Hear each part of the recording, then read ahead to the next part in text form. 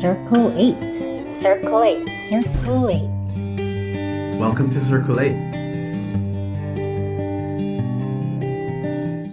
Attitudes of a client-centered facilitator. According to Carl Rogers, there are three main conditions for promoting psychological growth, and which, according to other behavioral scientists, are also the key attitudes of the counselor that will improve communication. Number 1, genuineness.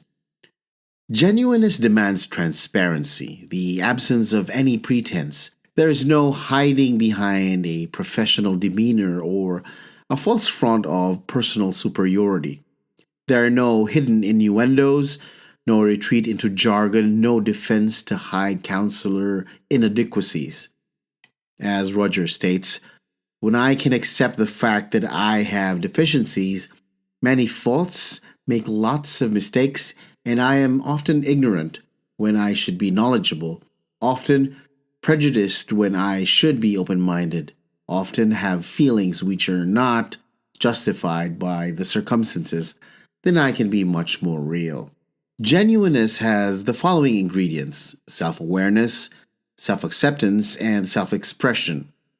Self-awareness is knowing who we are, our biases and our prejudices, our perceptions, values, and belief systems. This is the reason why it is so important for the counselor to undergo his own counseling process at the start.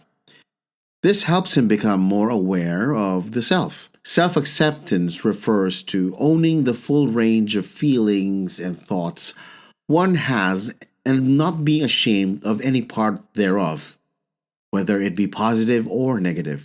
Owning feelings and thoughts, however, needs to be tempered by judicious use and therefore must be appropriately expressed. For example, the therapeutic encounter may evoke some very strong feelings in the counselor, but this must be handled well. Through temperate, well-timed, and targeted owning statements, the counselor may be able to provide a model for the patient of what it is like to be authentic without fear. Thus, the genuine counselor, or person for that matter, is aware of his innermost thoughts and feelings, accepts them, and, when appropriate, expresses them responsibly. Unconditional positive regard. Unconditional positive regard. When a person perceives that he is valued only when behaving or feeling in a certain way, a condition of worth becomes a part of the self-concept. For many of us, this has been the way in which we have been brought up in our adulthood. We have also come to make judgment of ourselves and of other people based upon the bias and prejudices that we have brought with us from childhood. Setting conditions of other people before we regard them positively is therefore second nature to us, and this is the reason why providing this second condition may be easier said than done. However, being genuine will help us because we will know beforehand who we are and what is ours and what belongs to our clients, to the extent that we can care for and accept the confusion, fear, anger, loneliness, resentments, and whatever feelings the client may present at a given moment during the therapeutic encounter. To that extent, then we can minimize much of the conditions we have learned to put in our relationships. The more we can do this for our patients, the more therapeutic we will be to them. Number 3, empathy. The ability to put oneself in the situation of another is empathy. This is realized by the counselor's ability to accurately and sensitively enter into the inner private world of the client and experience at the deepest level what the client is feeling. Moment by moment, the counselor adapts, comprehends, encounters, and mirrors the client's feeling state. Empathy is easily differentiated from apathy, which is the state of indifference as to what is happening to the client. Sympathy must also be distinguished from empathy. In this state, the counselor not only feels the emotional state of the client, but comes to assume that state. No wonder that it can happen that the counselor will be feeling certain states more strongly than the client. This only shows that the counselor isn't able to handle the emotions being presented and probably reveals more the counselor's inadequacy or his personal unresolved issues. Empathy understanding means checking frequently with the client to validate perceptions and not to be paralyzed by the contents and meanings of the messages being transmitted during the counseling session. In a sense, it means laying aside oneself for the moment, and to do this, the counselor must be very secure in stepping out of himself into the sometimes frightening world of the client. It is a complex, strong, demanding attribute, but is also a subtle and gentle way of being in the therapeutic moment. Example of a client-centered processing. This is a one-on-one session with a client-centered counselor. Client: I don't know why I'm so sensitive. It just seems that everything, well, I don't know. For example, if my boss says the slightest thing about my work, I feel hurt. If my wife brings up some small fault, I react with a sort of pouting and I'll even get angry and maybe even walk out of the house. Counselor: you have the feeling. You feel that you're too sensitive about what others say? Client: yes, damn it. Why can't I be a man and either stand up and say that I'm right or else admit that I'm wrong? No, not me. Why do I make such a big deal out of these things? I just can't get this stinking feeling inside and end up, well, I just feelings all raw or exposed and it's stupid. Counselor: it really hurts. You'd like to react differently to criticism. It really bothers you that you can't. Client: you bet I would. This bad feeling that I get, it's not doing me any good. Or anybody else either. But how can I change? I've tried, boy, I've tried. It just seems that I get too emotional and I can't see things straight and end up doing the same things again and again. Just keep doing the same dumb things. Counselor: it seems you're so hard. It seems so hard to change. Nothing changes. Bad feelings just keep happening. Is that it? Client: yes, that's the way it is. I go on and on in the same pattern. I guess it's hard to admit to myself that I do have faults. I'm not perfect, and I guess I just feel that people won't care about me if they see my faults. Maybe that's why I'm so sensitive. Maybe it's because I don't want people to see any flaws. Maybe I'm afraid that they won't like me or respect me. Counselor: I see. You keep doing the same things because it's hard to admit that you might have some faults. And you feel you're afraid that perhaps others won't like you or respect you if they see your faults. It's pretty tough to change, isn't it? Client: yes, it is. Human relations. Why self-awareness?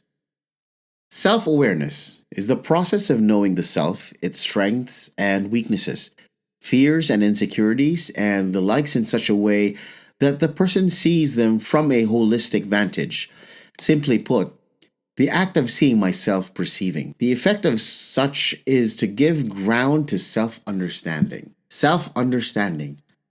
One can only understand himself or herself if she is self-aware.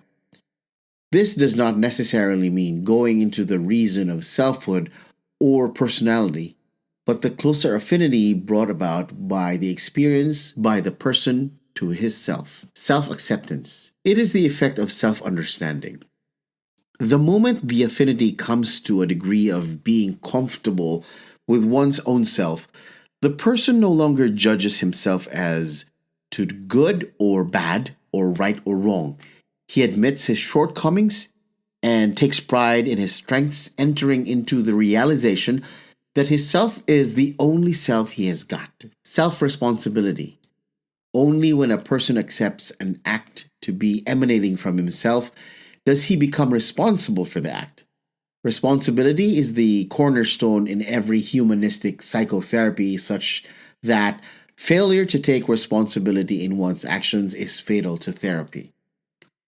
Psychological growth. This does not mean success in one's life as measured by achievement of one's dreams and aspirations.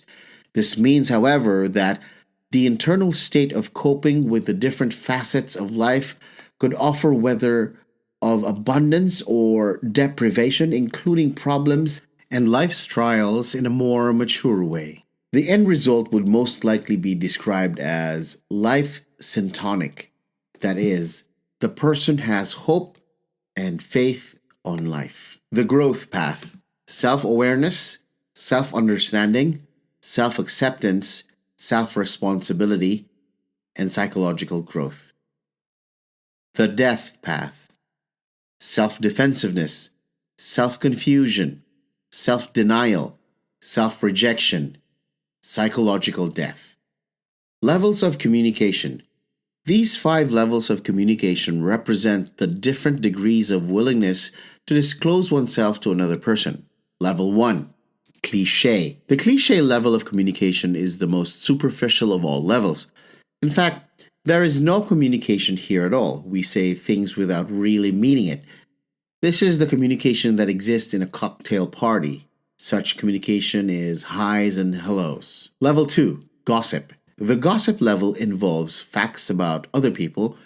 No sharing of person is involved here.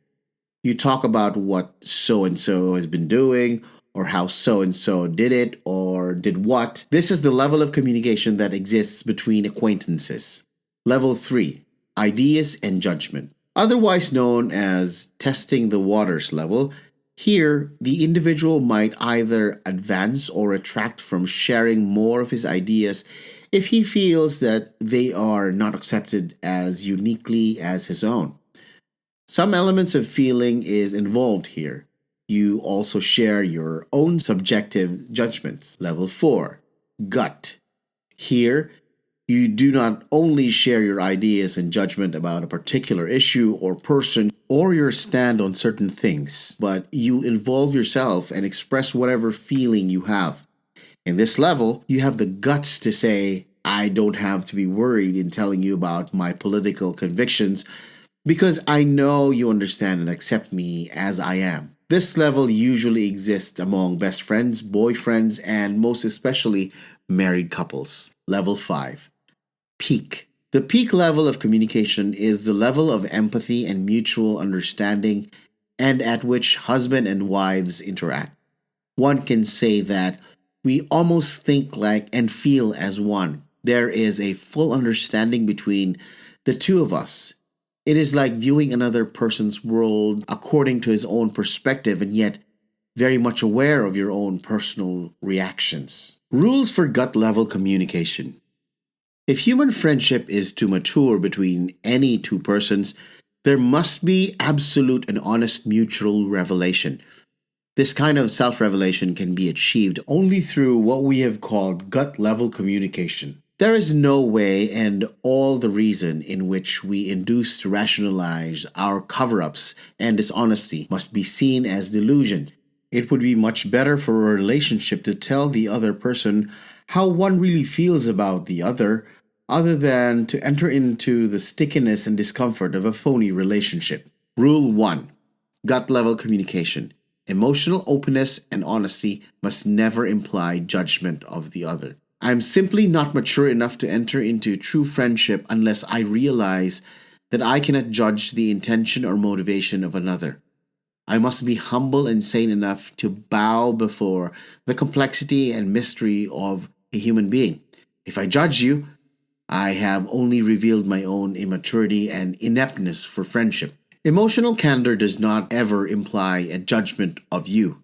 In fact, it even abstains from any judgment of myself. For example, if I were to say to you, I am ill at ease with you, I have been emotionally honest and at the same time have not implied in the least that it is your fault that I am ill at ease with you. Perhaps it is my own inferiority complex or my exaggerated concept of your intelligence. I am not saying it is anyone's fault, but simply giving a report of my emotional reaction to you at this time. If I were to say to you that I feel angry or hurt by something you have done or said, it remains the same. I have not judged you. Perhaps it is my own self love that has made me so sensitive, or my inclination to paranoia, a persecution complex. I am not sure, and in most cases, I can never be sure that this has been and is my emotional reaction. If I were to tell you that something you do annoys me again, I would not be so arrogant to think that your action would annoy anyone. I do not even mean that your action in any way wrong or offensive. I simply say that here and now I experience annoyance. Interpersonal. Perhaps it is my headache or my digestion or the fact that I did not get much sleep last night. I really don't know. All I know is that I am trying to tell you that I am experiencing annoyance at this moment. It would probably be most helpful in most cases to preface our gut level communication with some kind of disclaimer to assure the other that there is no judgment implied. I might begin by saying, I don't know why this bothers me, but it does. I guess I am just hypersensitive, and I really don't mean to imply that it's your fault, but I do feel hurt by what you are saying. Of course, the main thing is that there is, in fact, no judgment. If I am in the habit of judging the intentions or motivations of others, I should try very hard to outgrow this adolescent habit. I simply will not be able to disguise my judgment no matter how many disclaimers I make. On the other hand, if I am really mature enough to refrain from such judgments, this too will eventually be apparent. If I really want to know the intention or motivation or reaction of another, there is only one way to find out. I must ask him. Do not pass this by lightly. You don't have any x-ray eyes either. Perhaps a thing that you should be interested here is about the difference between judging a person and judging an action. If I see someone stealing another's money, I can judge that this action is morally wrong, but I cannot judge him. It is for God, not for you or me, to judge human responsibility. If, however, we could not judge the rightness or wrongness of an action, it would be the end of all objective morality. Let us not fall into this, that there is nothing objectively wrong or right, that is all the way you look at it. But to judge the responsibility of another is playing God. Rule 2. Emotions are not moral, good or bad. Theoretically, most of us would accept the fact that emotions are neither meritorious nor sinful. Feeling frustrated or not being annoyed or experiencing fears and anger do not make one a good or a bad person. Practically, however, most of us do not accept in our day-to-day living that we would accept this theory. We exercise a rather strict censorship of our emotions. If our censoring conscience do not approve certain emotions, we repress these emotions into our subconscious mind. Experts in psychosomatic medicine say that the most common cause of fatigue and actual sickness is the repression of emotions. The fact that there are emotions to which we do not want to admit. We are ashamed of our fears, or we feel guilty because of our anger, our emotional, physical desires. Before anyone can be liberated enough to practice gut-level communication, in which he will be emotionally open and honest, he must feel convinced that emotions are not moral but simply factual. My jealousies, my anger, my sexual desires, my fears, etc. do not make me a good or bad person, of course. These emotional reactions must be integrated by my mind and will. But before they can be integrated, before I can decide whether I want to act on them or not, I must allow them to arise, and I must clearly hear what they are saying to me. I must be able to say without any sense of moral reprehension that I am afraid of anger or sexually aroused. Rule 3. Feelings, emotion must be integrated with the intellect and will. This is extremely important to understand in this next point. The non repression of our emotion means that we must experience, recognize, and accept our emotions fully. It does not in any way imply that we will always act on those emotions. This would be tragic and the worst form of immaturity if a person were to allow his feelings or emotions to control his life. It is one thing to feel and admit to myself and to others that I am afraid, but it is another thing to allow this fear to overwhelm me. It is one thing for me to feel and admit that I am angry with another, to punch that person in the nose. Will, intellect, feeling, triangle. In the triangle above, we see the three faculties of man, which must be integrated and brought into one harmonious wholeness, if one is to advance in the process of becoming a person. If the meaning of this integration is clear, it is apparent that the mind judges the necessity or desirability of acting upon certain emotions that have been fully experienced, and the will carries this judgment into effect. For example, I feel a strong fear to telling you the truth in some given matter. The fact is, it is neither good nor bad in itself that I experience fear. I allow myself to feel this fear, to recognize it. My mind makes me judge that I should not act on this fear, but in spite of it, I will tell you the truth.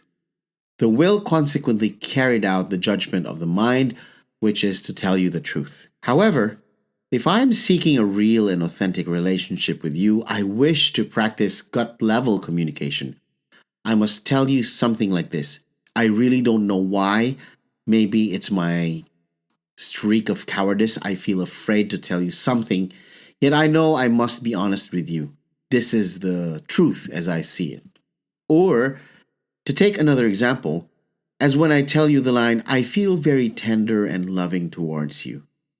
Chesterton once remarked with regard to this line that the meanest fear of all is the fear of sentiment.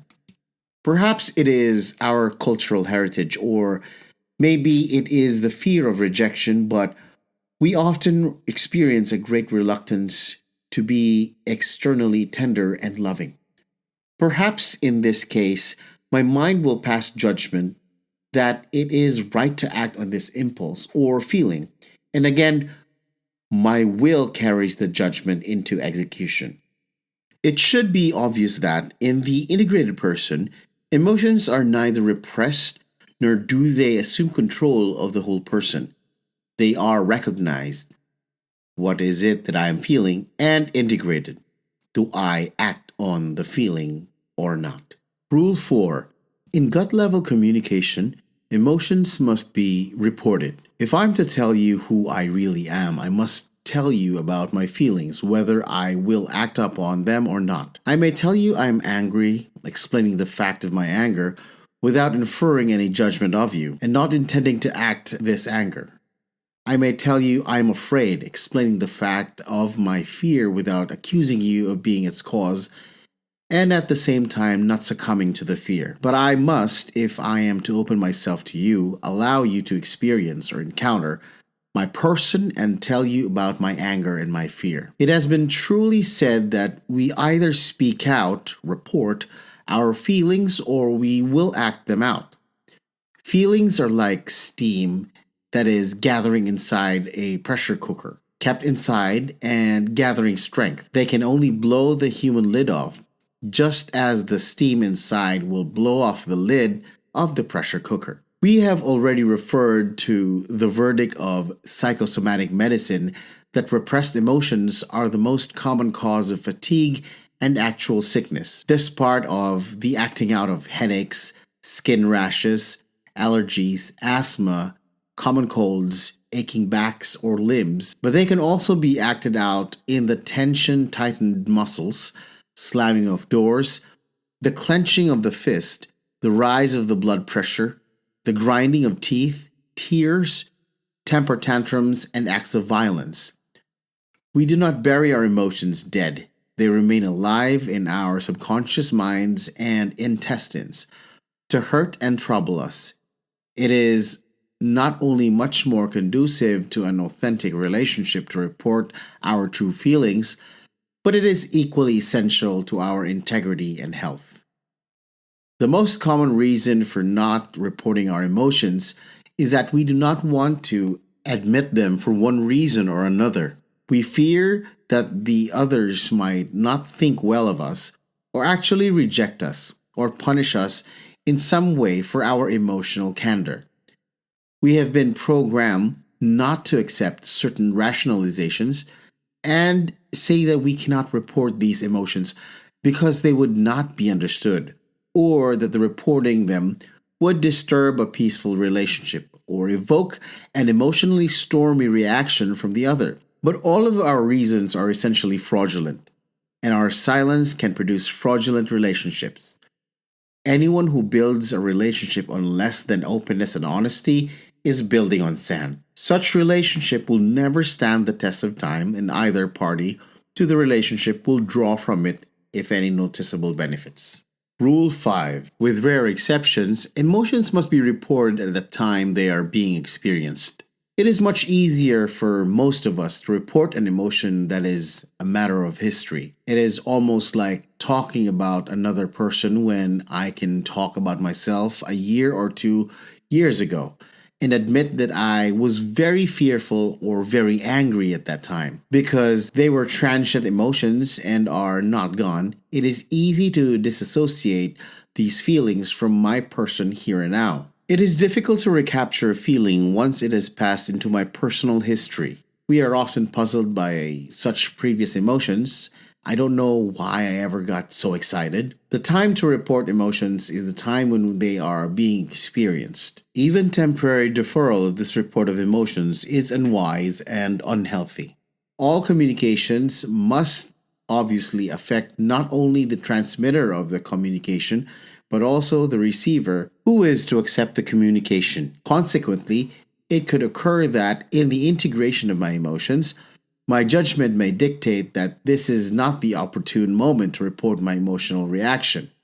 If the receiver is so emotionally disturbed in himself that he could hardly be in a receptive mood, and my report would only be distorted somehow by his turbulent emotional state, it may be that I will have to delay this report. But if the matter is serious enough and the emotions strong enough, this period of delay cannot be too long, nor can be frightened or bullied into complete repression of emotions. Note that this period of delay should never be a long one, and it would seem that in most cases it would be a rare thing.